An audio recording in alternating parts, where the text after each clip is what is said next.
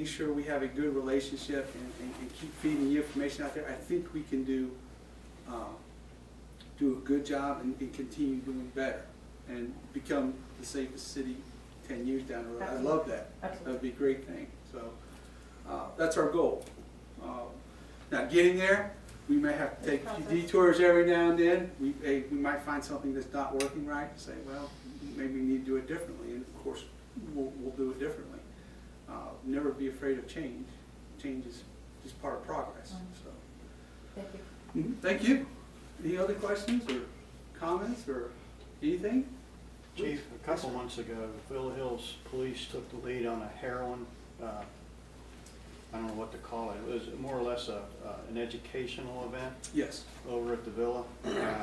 And kudos for that, and especially Officer Krul. I think he took the lead on that. Do you anticipate following up on that with additional meetings? Yes, Joe Kroll did a wonderful job on that. He really took the lead and did a fantastic job, and kudos to him. You'd be proud of him.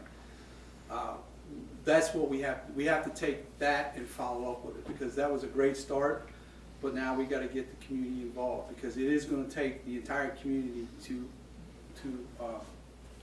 stop this heroin problem.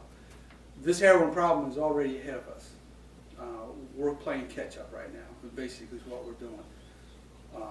The state's behind, and actually I think it was in an article a couple days ago, I read an article, another official said, it caught us by surprise. It's kind of like the crack epidemic back 20 years ago when I was on the street, young on the street. Crack came, we knew it was coming, we heard it was coming, but by the time we had that information, it was already out there. So it is important to get back out there and educate the community on heroin and keep us engaged in it, because we're going to have to work together as a community to prevent this or stop this problem. Heroin is a very addictive drug, and we will see it, we will feel it here in Villa Hills, we will feel the effects of it here in Villa Hills, so we have to be prepared for it. A lot of the crime is going to happen from that, so we will actually do a follow-up on that, and then we're going to try to, again, work with schools. We just set up something with River Ridge where we're going to have an area where we can get an officer into the building, just kind of during the school day, get the officer involved. We have Villa Madonna, of course, we have the DARE program going there. We're going to get back into River Ridge. They did have a DARE program there, but due to state testing and everything like that, they just don't have the time for us to teach the classes. But what we're going to do is we're going to have officer presence in that environment, and start interacting with the kids and start trying to guide them a little bit using some of the same DARE program initiatives. So I think when we do that, and we also follow up with our meetings on the heroin and start educating the community of what's going on and how we can help prevent it, we will lessen the effect here in the city. So the long answer is yes, we won't do it again. That's the long answer. How many police officers do you have that are full-time now? Full-time, we will have 6. You will have 6? We will have 6. I have 5 right now. We're going to hire another one after this next group. I don't anticipate that being a long process at all, and then we'll have 3 part-timers. In your opinion, is that the right number, or should we go to the 8 that we used to have? Well, it depends on your scheduling. I looked at the scheduling with 6 and 3, and actually that was a question that was asked me during the interview. I'm quite comfortable with the 6 and 3. If I didn't think I could, I would say no. I need more officers. But with the 6 and 3, I can that schedule will work. I've worked it out already. You'll see an increased presence in officers when we get the officers on board. We can do a lot with it, and it won't cost as much. I know a lot of people don't want to hear, don't understand or don't like to hear the cost, but the cost factor does make a big difference to the city. I just think I heard they're looking at another 10% raise in the retirement contributions because of a ruling by the Supreme Court that some of the people can opt out of now the retirement, which will now make it harder to fund the retirement. So you have to kind of think of those. But yes, I think 6 and 3 will work. If it doesn't, I'll come back to council and I'll say, Mayor, council, I need additional officers because I can't make it work. But before I was interviewed, I looked at that question because I figured it may come up. And I looked at it, I did a schedule out, and I can make that schedule work fine. And I think we can put enough officers out here that we can take care of our issues. So, again, the long answer is yes. Yes, sir. Chief, do you foresee, and I know you can't go into a lot of specifics on this question, but in terms of the 2 schools, River Ridge and Villa, do you foresee more frequent drilling with the special response teams from other agencies to respond to the schools in the event of an emergency? So that all the officers and the new ones that are coming on will be familiar with the 2 physical environments over there? Yes. Because obviously they're 2 different structures, and Yes. Well, one of the things that are going on, the 26th, we have a meeting with the Kent County Homeland Security. They have a template. So we have a school response. Each city will be responsible for setting up their school response for their different schools in their cities. Of course, we just now had it's called SAVE, and I don't remember exactly what the acronym is, but it's basically we had the rapid response for the schools. Everybody in Kent County is on the same page as to how we're going to respond to a school incident. The formations are the same. So basically, if Fort Mitchell gets here, the first Fort Mitchell officer, we're going in, we understand the same tactics, we know it. That everybody in Kenton County, Boone County, Campbell County have now all on the same page with that, which was a big thing because back not too long ago, you had right. Kenton County had their response, Campbell County had their response, Boone County had theirs, and if we merged or I had a big response. We have a big response here, everybody in the county is coming. Right now, when you know that's coming. So we're all on the same page with that. So the SAVE part of it is to now use the tactics to get the paramedics, the firefighters who are unarmed, get them into the injured faster. So that was the second phase of it that they just now implemented. And each department has an instructor on there, and we are actually working with the instructors to get our people up to speed on it. We will, the new officers, because I have one from Ohio, and then some of the officers coming in here were not from this area, so they haven't had that response. So we're going to make sure the department is up to speed on all the response. And then we're going to continue training. And what we're going to do eventually, and my hope is for next year, is to host a training here at one of the schools, so that they get used to our area. And they'll go around to the different schools. Everybody's going to have a map and be familiar with the different schools.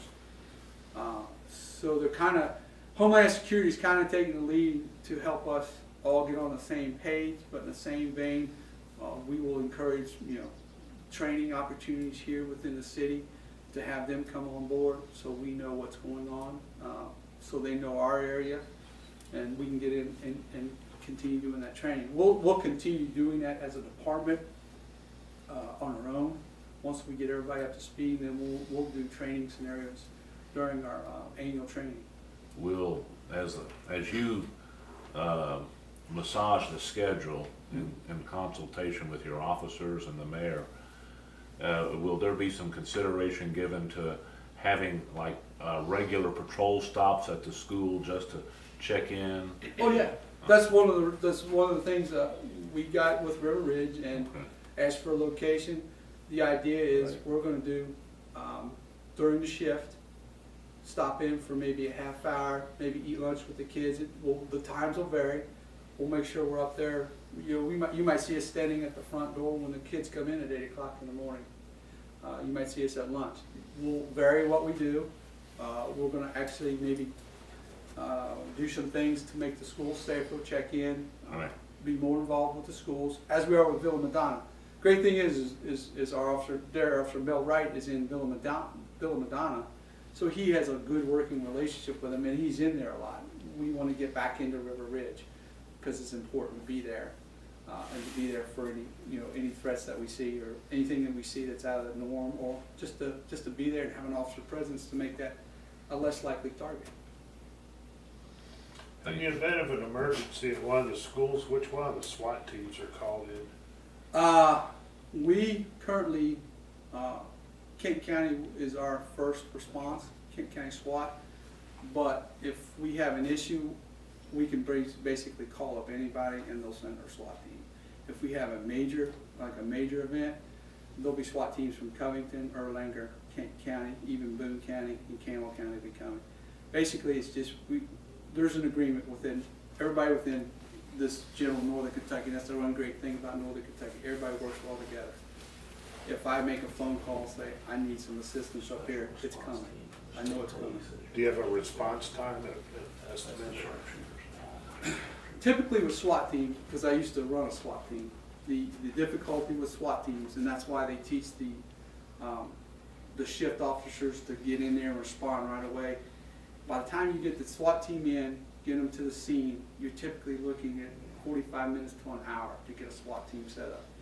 The SWAT team is more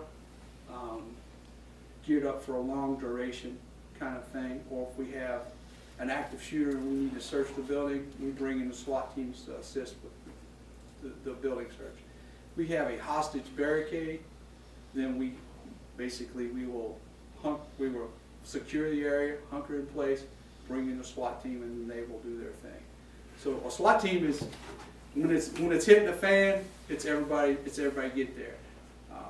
But it's typically an hour response for any SWAT team. It could be Kent counties, it could be Erlang, it could be Covington. I mean, I ran Covington's for 4 years. It's by the time you get everybody in, get the equipment going, get them briefed, it's an hour. So in other words, the schools are basically left unprotected for 45 minutes? No. Well, I mean, the police will show up, but as far as any organized group, you really could do it. No, that's why we do the training on the school shootings, is when the call comes out that there's, say there's an incident, active shooter at River Ridge, Erlanger's coming, Fort Wright's coming, Fort Mitchell's coming, Covington's coming, Kent County Sheriff's coming, we're here, everybody's coming. Everybody's coming to assist, we're all on the same tactics, we will go in and go after the problem. That's why we do the training like that. But that's in 45 minutes though, right? No. When we put the call out, there'll be officers here within 2 to 3 minutes. As fast as it takes you to get from Fort Mitchell to here, they're here and they're out. They're getting their assignments, we're going in. In other words, you're more like a police in a situation like that, or actually the officers on duty are acting as more of a first responder type. Exactly. Get in and try and secure what they can until the SWAT team shows up. And it's lessons learned from the other school. We learn, and I'll tell you, every school shooting you learn something. Columbine you learn, the one in Washington you learn, everything you learn. So everybody's tactics have changed every time. When there's another school shooting, maybe 2 years down the road, there might be something we missed. So every time the tactics have evolved. From Columbine to now, the tactics have evolved. So that's why you see now there's one plan for the entire 3-county area. That this is our response. This is how we respond in. This is the formation we respond in. This is how we'll search the rooms. This is how we will set the incident up. This is what we will use SWAT for. So it's all down there. Everybody knows the plan. Everybody knows the drill. And so when we have a bad problem, it's however fast I can get officers here, and they'll be coming. I'm telling you, I've seen it. Like I said, I've done this for 23 years. When the call goes out, officers need assistance, they're coming. I'm quite confident we can handle it. If I wasn't, then I'd be worried and I'd say, hey, we need some additional things. But I'm quite confident we can handle it. Do you, as a member of the Chiefs Committee and the county's police chief, envision consulting with the leadership out at the Board of Education about some, what I would term, low-cost things they might be able to do to upgrade security at some of the entry doors? Like out here at River Ridge, when I walk up there, I'm familiar with the buzzer and the little sign that says visitors have to go to the office. I think those are useless because what the goofball did up in Newtown, you know, he had his gun and he just shot the thing out. He put his hand in it, opened up the fire bar. But down in Ludlow, they have those steel netting things that go over the windows. Mhm. And even if you empty a full clip into one of those, you can't put your fist through it. And I mean, I would think that the Conneaut doors over there could be modified to accept those, to where they could give some additional time to shelter the kids in their classrooms. But that's something I know the board will have to do. But does the Chiefs Committee work with the Board of Education to make suggestions to them? Yes, we got, in fact, the gentleman that's in charge of security for Canton County, I worked with him for 20 years. He was retired from Covington with me. Teal Nally, he's the head of security for the Canton County school system. We have several back and forths. We will offer suggestions. Of course, it will be at whatever the county school board money-wise can use. But yes, we'll make suggestions on that. And I'm sure it's been suggested to them a couple of times too. It's just a matter of, you know, are they going to fund that project for this year? If not, we just know to keep a closer eye on that, you know, that location. The biggest preventative thing is being vigilant. So, and I encourage.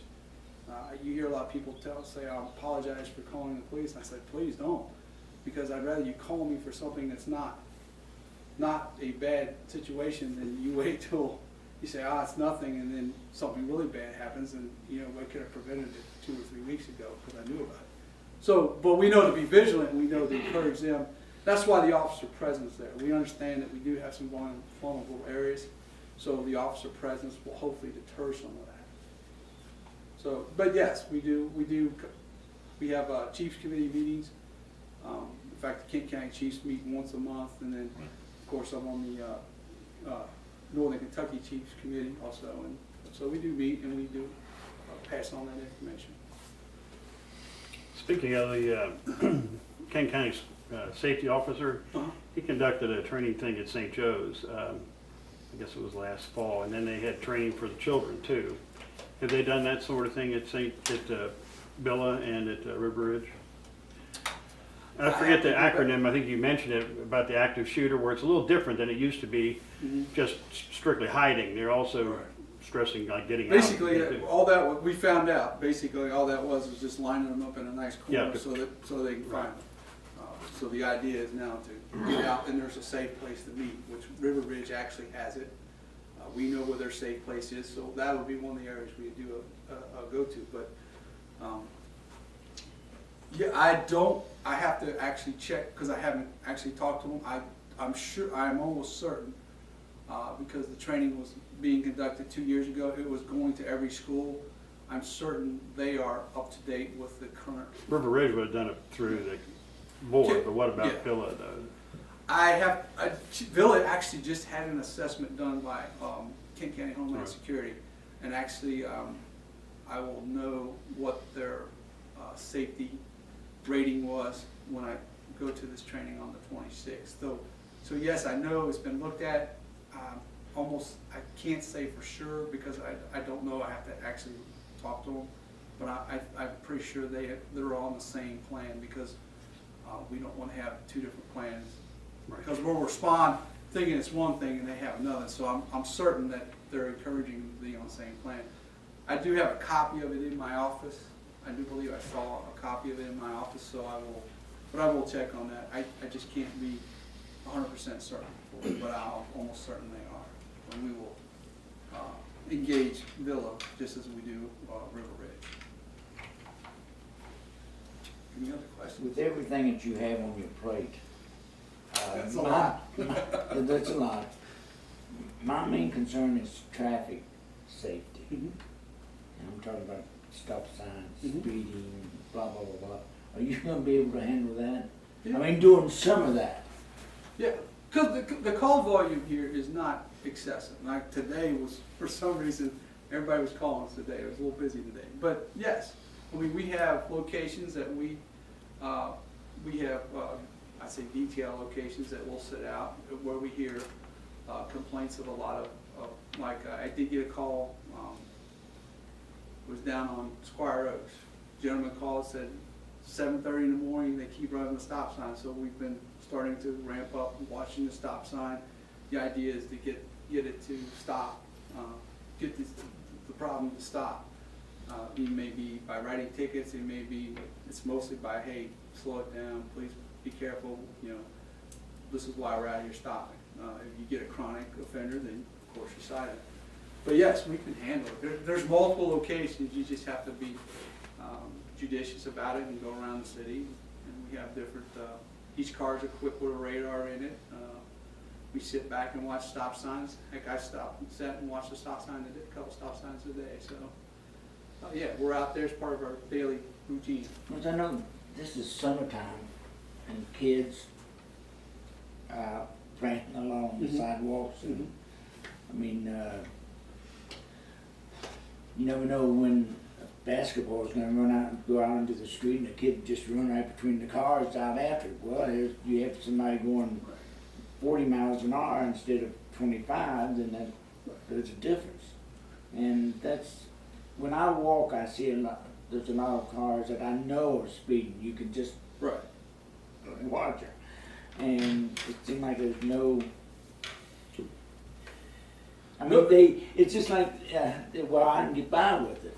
And you know, and I don't think that's, well, no city can ever cover all their streets. no, even no, even no. its And I wouldn't biggest covered expect it, ones, but we that's the couldn't reason do why I it. said with everything on your plate. No. I just, No, we can do it. And actually, what we've looked into, we did apply for it's called a Highway Safety Grant money.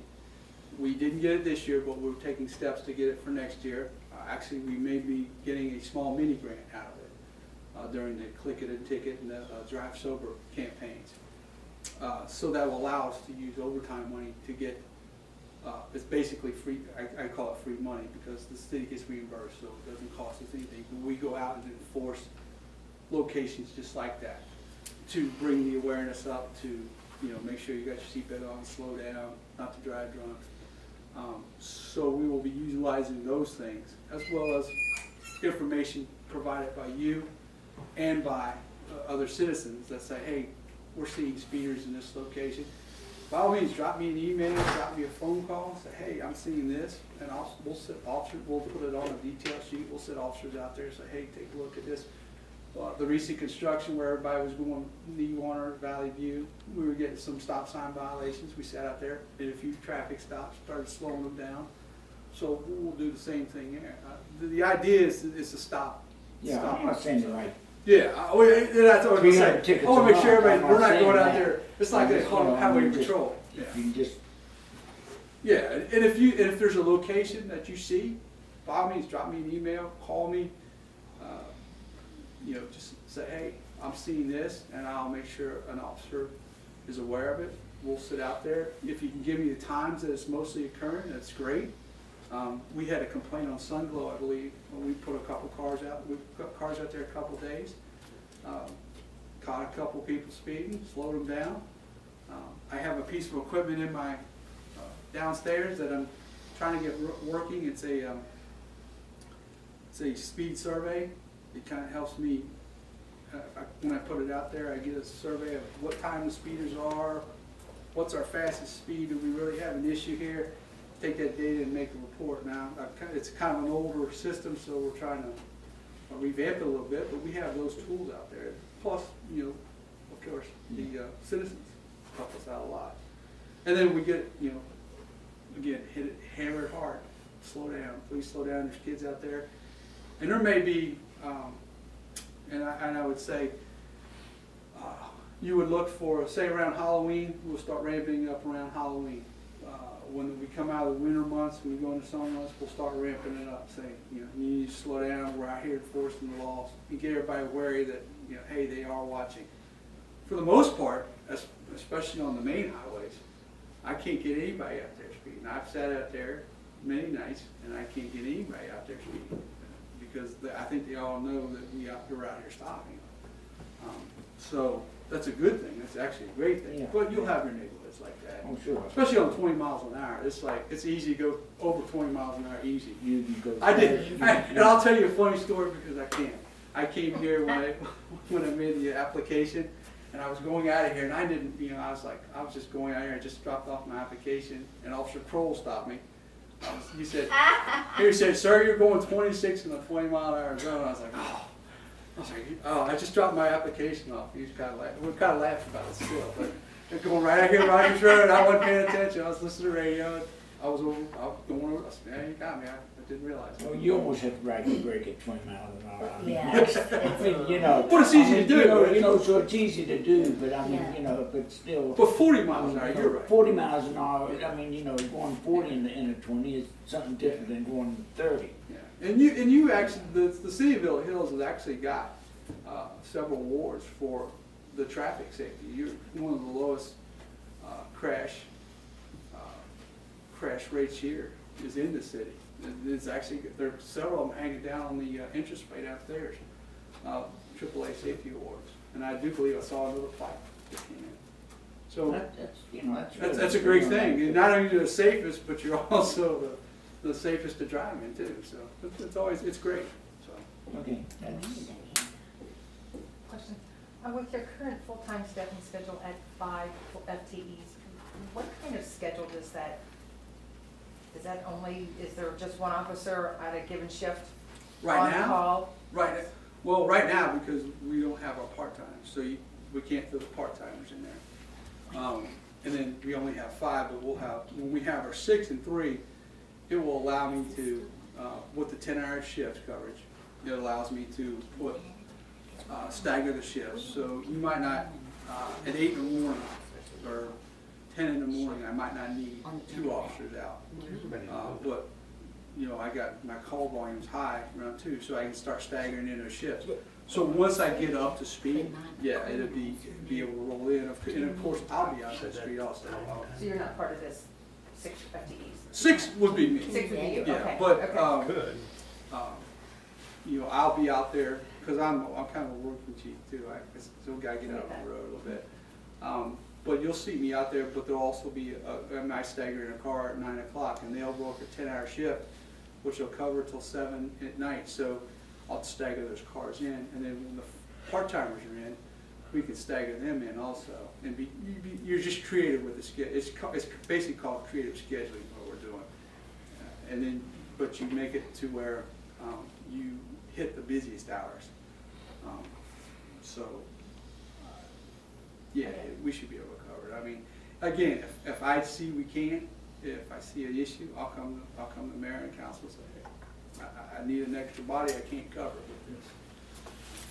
And so, go from there. This may seem a little silly, but you know these scrap guys that come around on trash night? Mm-hmm. Mm-hmm. Yeah, I'm not against that. I think it's a good recycling program because somebody's taking the initiative to make a little money and it's not going into the landfill and all that. So I'm kind of all for that. Right. But sometimes it's midnight, 1 o'clock, and typically the pickup trucks they have are kind of loud when they go by. Yeah. So is there any way to address that, I guess legally, that you're not harassing the people? But it also seems if somebody has the opportunity, all you'd have to do is pile a bunch of stuff in a pickup truck, and that's your excuse to drive around at 1 o'clock in the morning to look around, Well, and actually, when you see the scrap guys go around at 1 o'clock in the morning, you usually, you're weary about something. Well, I am when I see them. Yeah, and you should call as soon as you see them, because typically the scrap guys, and the good scrap guys, the guys that do it all the time, because I know in my neighborhood, they know exactly when we set out our cans, because I no longer hit the can on the side. Well, some guys want to be the first one there. Right. Get the good stuff. 1 o'clock is becoming a bit, and actually our nuisance ordinance may address it. And we do have some ordinances within the city that, it is a nuisance. The loud unnecessary noises, in fact, it is a nuisance. But if you see someone out, typically any later than 10:30, 11 o'clock at night, you should probably call us and let us know, hey, this guy's out scrapping, and we can stop him and see if it's the regular scrap guy. And then we'll tell them, you probably need to do this a little earlier in the day because it is kind of loud. And they know when everybody sets their garbage cans out. Like I said, the guys in my neighborhood, man, they're lined up. They're coming down the street, they're lined up as soon as the cans hit the street. Well, you know how you have solicitors have to register at the Right. city, right? Right. I know they're not soliciting, they're Right. technically, if it's out at the curb, it's free picking, right? Right. There's no way to have them have to register or something to do that? That would probably be, we could, but that would probably be kind of a nightmarish scenario because just a lot of these guys are making their living based on selling scrap. That's all. Well, mainly just to identify those that Right. you know are legit versus. I mean, we could, typically if we stop them, we usually put them in our system. So if I pull it up by name, Yeah. I've stopped you and I know you're a scrapper, but Now, can other officers see that too then? yeah, the integrated system, the Kenton County system we have is called a global subject search. And like, you might have got stopped in, well, Kenton County uses, so you might have got stopped in Covington. And I pull your name up, I can say, well, you got stopped in Covington for this. And we're getting on to another system called KDI, which is Kentucky Data Interoperability. It's been around for a while. That pulls in information. It pulls in information from everybody's, the identifier for the police department is called the ORI. It pulls in information from all the northern Kentucky counties, and it pulls as far as Louisville. So if I put a name in there, I can see that you were stopped for this. You might have been stopped in Bracken County for suspicious activity. I can pull that information up from my MDC and find it out. So we are working to get on KDI and get set up in KDI. So then it would be more important to call you than if you Yes. saw that would. And I will put this caveat out to everybody, that if you see something that is suspicious, that is something that you don't see that fits the neighborhood, or you just get a tingle on the back of your neck, call us. We are never too busy to come out and check it out, and that's our job. And I encourage, in fact, I tell every officer, make sure we get out, make sure we. So you would say after 11 would be. Yeah, I mean, Kinda you play pushing on it. the summer months. It's been almost light till almost 10 o'clock at night. But knowing that people have to work in the morning, it gets a little intrusive after that. So I'd say, it might even be 10 o'clock maybe. We might even say 10 o'clock, 10:30. Say that gets a little intrusive. Now we'll say, hey guys, what are you doing? What's the other thing? By that time, most of it's been picked through anyway. Right. So You know. if you're out at 10:30, you're not making a lot of money. Right, right. So, but you're right. They do use it. Throw some metal in the back, and I'll just go around and figure out what cars Right. I can steal from, or whose garage door's open, and I That's can what would concern me. grab your lawnmower, throw it in the back. Well, I just scrap it. I just found this lawnmower at the side. So yes, and that's what it takes. That's why I say it's a partnership within the community, because it's 3.5 square miles. There's no way I could cover 3.5 square miles, even if I had 20 officers out here. I couldn't cover 3.5 square miles all the time. So it's important that the eyes and ears, which is the community, hey, make a phone call. You'll never hear me or one of my officers ever say you shouldn't have called me. So if you're going to call for something like that, you call it non-emergency. No, call the Kenton County non-emergency number, but they'll dispatch us. If you come up here and you don't see an officer here, call the non-emergency number, or if it's an emergency, call 911. They'll know where. Yeah, but that's not really an emergency. No, but if you're being followed by someone, Right. or you need someone right away, hit 911. We'll come. Chances are we might not be here because we're out, but definitely. So I guess the thing is please call us. I encourage everybody to call us, and call us as often as you need. You'll never hear me say don't do that. Anything else? Really? Anybody? Comments? We're gonna talk about that, being pulled over. Did he tell us about that in the interview, Jim? I'm surprised Carl still has a job. I mean, it was kind of funny. It's just like, oh man, what was I doing? So, but it was kind of comical. But he's a good kid. I like him. I like Joe a lot. for the most part, you get some great officers here. We're gonna bring in some really good officers. You should be proud of the guys you got here. They're good, you're good, and they're gonna be better. You know, they wanna serve the community as much as I do. And like I said, I'm thankful to be part of this. Will the one from Ohio have to be recertified or in Kentucky? Or Well, basically, how's that gonna work? what we do is, the Kentucky, will call it grandfather you in. What you do is you send all the records down to the state and say, this is what training they've had, this is what their academy classes were, and they kind of give you the blessing saying, yeah, we'll certify them. And then once you're certified, you have to do, it's about 115 hours of training, basically about 3 weeks, 3.5 weeks. You have to take penal code, you have to take constitutional law, which are the two you have to, and basic officer skills.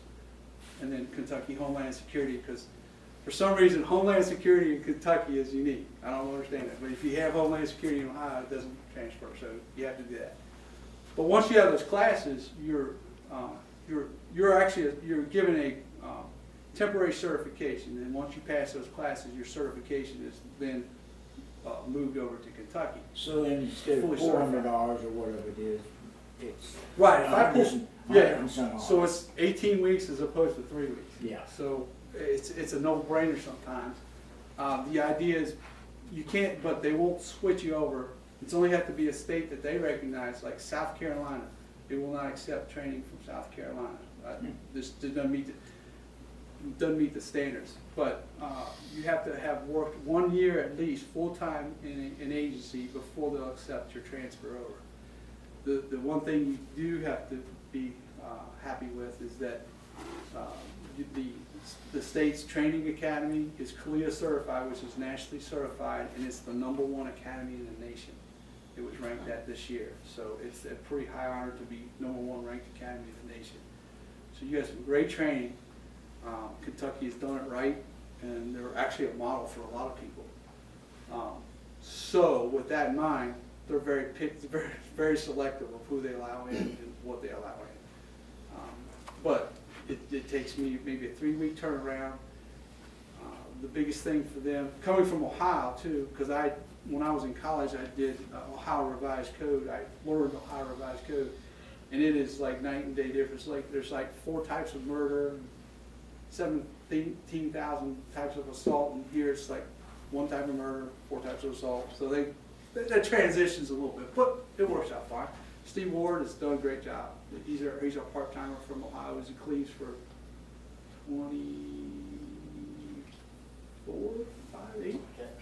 5 years. So he gets it. He understands. He's getting it every day. So the transition's easy. Now the guys we got coming in, if everything works out, they're all Kentucky certified officers. So the turnaround will be very quick. So it was just the one Ohio then that we had? Yeah, well, we had, we had one Ohio, and then we called Mr. Cummings Big Country, because but he came from Bracken County, so he had a little bit, they didn't have MDCs down there. Some counties don't have MDCs still. Don't use what's called the NIBRS reporting system, which is the state reporting system. So you have to teach them that stuff, and he's like, wow, this is a computer in my car, I've never seen one of those. So we had to teach them that, but Yeah. the turnaround time is not very bad. And then It's not as bad as I thought. no, and policing, and this is the funny thing, sometimes we make it sound more, but policing in general is the same. It's the same basic foundation. Policing in Ohio, in Kentucky is the same basics. It's just unique to where you're working at, and that's what they have to learn when they get here. What's unique to Villa Hills. Just like what's unique to Covington, what's unique to Fort Mitchell, Campbell County, same thing. So, yeah, turnaround time's easy, and you pick those candidates right. And then, but the state's got to bless them first. I mean, if the state says, no, it's not going to work, the state requires, if you don't get those in, they say, you got a year to get this in. If you don't get it in, it's all over with. So they're very strict in what they want you to do. Does Villa Hills have a lot of qualified candidates to choose from? This time around, I think we had some great candidates. In fact, it was probably it's very tough. It's very tough this go around to pick. I think at one point we had,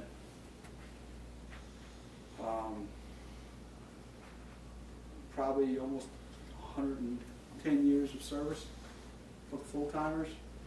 Part-timers were about 25, it's about 50, 60 years, 50 years of service. So, yeah, I think we had some good quality candidates. I think you're gonna like the officers we're bringing in. You'll like the officers we have here too. You just find that good marriage. And I think we found. We asked a lot of questions of them, so. Not as many as they asked me in the interview. Those were horrible. Those were hard, so. But, any other comments? I know we're getting close to 8 o'clock. Again, I want to thank everybody for coming out. It's a great start, great questions, and please, you have my cards up here. It's not my new ones, but the stuff is still the same. Please don't hesitate to call me. You see me at one of the meetings, pull me aside, say, hey, talk to me. See me on the street, wave me down, whatever. Don't hesitate. My door's always open. I'm never too important to take a phone call from a citizen. So please stop in, please call me, email me, whatever. And we'll do some different things. We're starting to ramp it up, so it's a work in progress. So I think you guys enjoy it. Thank you, We're Chief. glad to have you. Thank you very much. Thanks again. Thank you very much. Appreciate it. Good question.